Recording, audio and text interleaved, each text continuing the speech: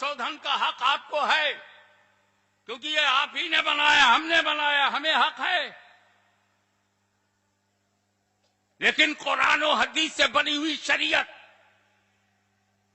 ये अरब की जमीन पर बनाया हुआ दीन नहीं है, ये आसमानी दीन है, ये इलाही दीन है, ये मुस्तफा का दीन है, नबी ने दिया है। नबी से कहो वो बदले, तुमने बनाया नहीं, बदलने का हक कहां से आ गया?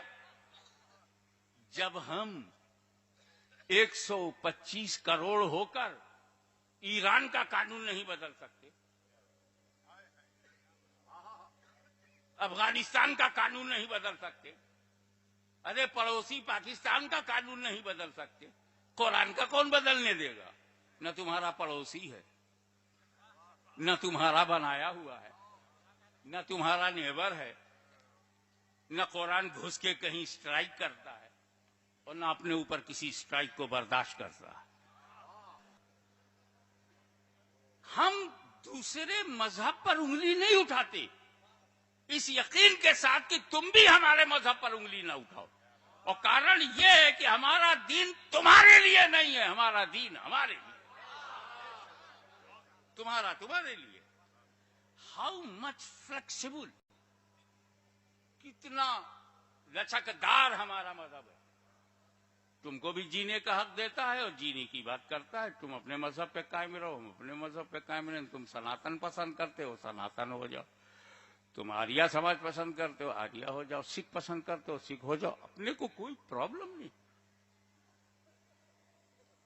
जो चाहो खाओ।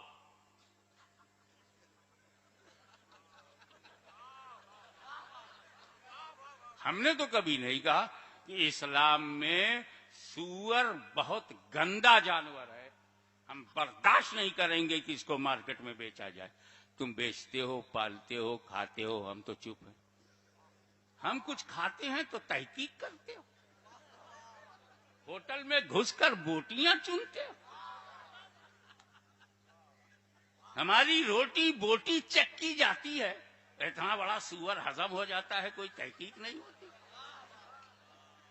हम जानते हैं सूअर हमारे धर्म में गंदा है, गंदा है, कोई खाए खाए, हम टांग नहीं लड़ाते। कोर्ट के अंदर गवाह जिंदा होना चाहिए, मुर्दों की गवाही नहीं है, बेजान की गवाही नहीं होती। इसीलिए पेड़ पौधे गवाह नहीं बनते। पानी है, हवा है, आग है, कोर्ट में आदमी चाहिए, जिंदा हो, मौजूद हो, आंख से देखा हो और बोल सकता हो या लिख सकता हो। पूरी दुनिया का सिस्टम है कि गवाह का जिंदा होना जरूरी है, तब कोर्ट फैसला सुनाएगी। लेकिन तुम अपना विवाह 7 फेरा अग्नि को साक्षी बना के करते हो। क्या आग साक्षी बनेगी? क्या आग गवाही देगी? फिर भी हमने कभी नहीं कहा कि इसको बदल दो और सच्चे गवाहों को लाया करो।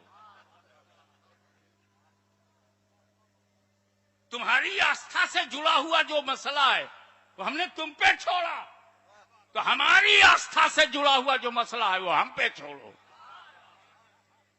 वरना दुनिया में मुसलमान जीने के लिए नहीं है। शरीयत में हाथ डालोगे तो मरेगा हिंद में, पहुंचेगा मदीने में। और दोस्तों, इस्लाम के बारे में दुनिया हिंदुस्तान का समाज कान खोल करके सुन ले कि हिंदुस्तान इस बात को अच्छी तरह से नोट कर ले, पूरी दुनिया नोट कर ले कि कानून को, शरीयत के कानून को बदलना नबी और रसूल का काम है।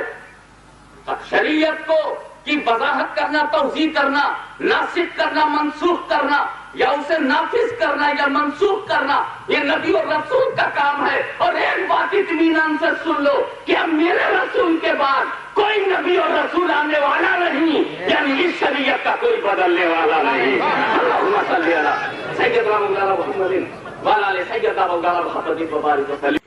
अब आप कुरान पर एक ایک بات اور سنیں صاحب، تمام حفاظ کو میں یہ نظر کرتا ہوں، اپنے اس نظریے کو نظر کرتا ہوں، اس فکر کو ان کو نظر کرتا ہوں، اللہ تعالیٰ ان کا اور حوصلہ بڑھائے۔ حافظ قرآن، حفظ قرآن کے بعد پہچانو کہ تمہارا درجہ کیا ہے۔ تم اسے معمولی صافہ نہیں سمجھنا، اور جو سند ہے وہ کاغذ کا ٹکڑا مت سمجھنا۔ اپنا اسٹیٹس، اپنی قسمت اور اپنی اہمیت کا اندازہ لگاؤ۔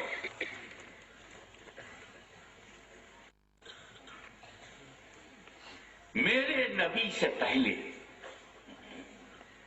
آخری نبی سے پہلے جتنے بھی رسول آئے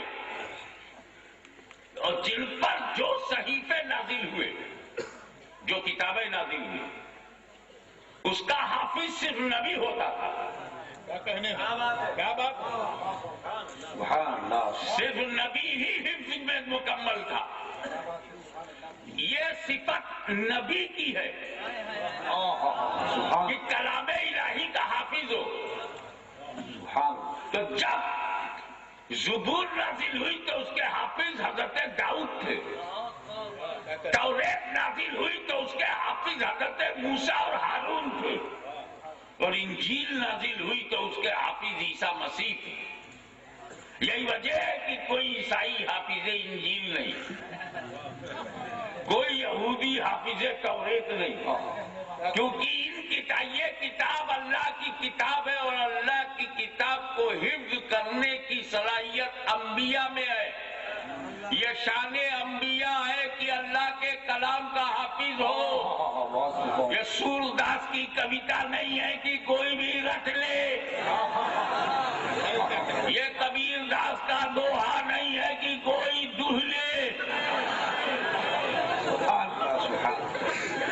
یہ اللہ کا کلام ہے۔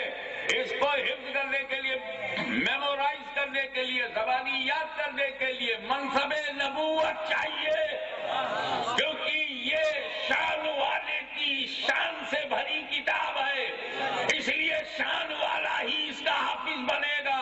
توریت کے حافظ موسیٰ ہوں گے، زبور کے حافظ داؤد، اور انجیل کے حافظ عیسیٰ مسیح ہوں گے۔ تو جو کتاب صرف نبی کو حفظ ہوا کرتی تھی، مدینے والے کا کلام